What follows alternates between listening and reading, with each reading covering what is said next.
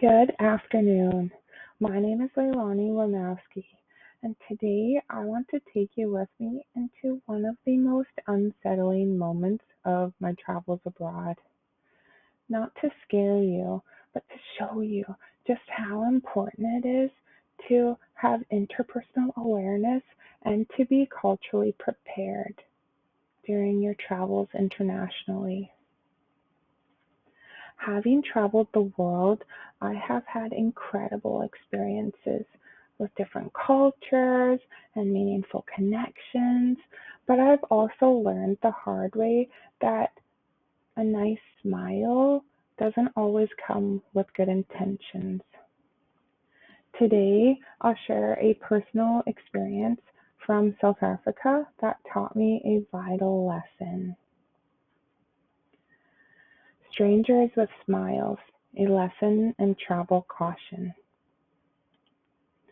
I have traveled to different continents such as North America, I have traveled to Africa, I've traveled to Europe, and I have traveled to Asia in my adult lifetime, and I want to share how important it is to familiarize yourself with different local safety tips.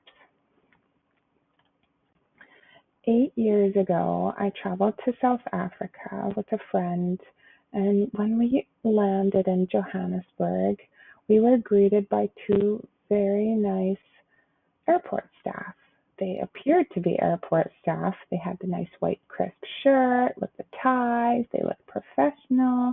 They asked questions like, how are you ladies doing? Where are you going? Where did you come from? How long are you here for?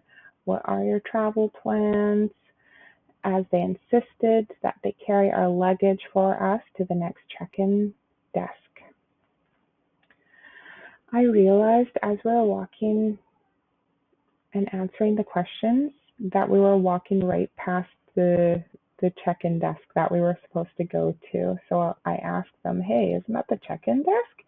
And he said, oh, no, don't worry about it. We're taking you through a shortcut. So I said, okay. So we continued on, and next they led us to a dark alley.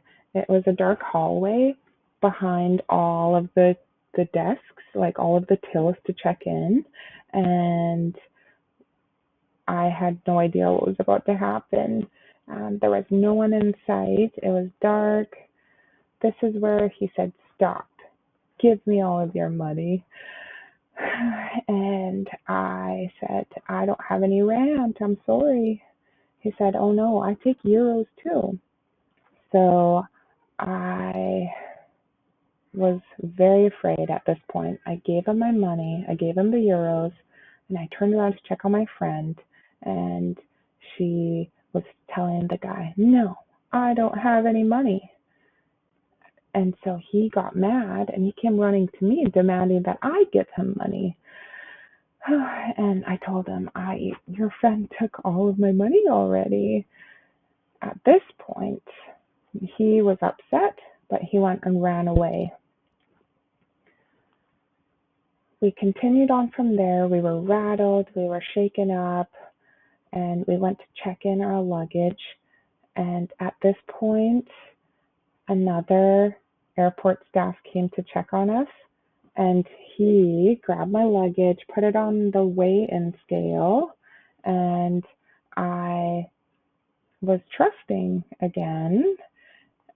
And the clerk, she said, excuse me, ma'am, do you know this man? And I said, no, I don't. And so she looked at him and she said, get your hands off of her luggage. So he went running, and as he ran past me, I got a big whiff of alcohol. And at this point, the clerk looked at me and she said, look at me. And she said, don't let anybody ever touch any of your belongings here, okay? Do you understand? And I said, okay. And she said, it is not safe here. You cannot let anybody touch your stuff. So I said, okay, thanks so much. I was so thankful that she helped me. And I was also very afraid at this point. So now, before I travel anywhere, I do everything to research the safety tips, the cultural norms. I look up the weather forecast. I want to know, is this place safe for me to travel to, and which measures I have to take to travel there. And I would love it if all of you learned from my experience here, that you would do your research before traveling so that you can enjoy your travels and so that you can stay safe. Thank you so much for listening.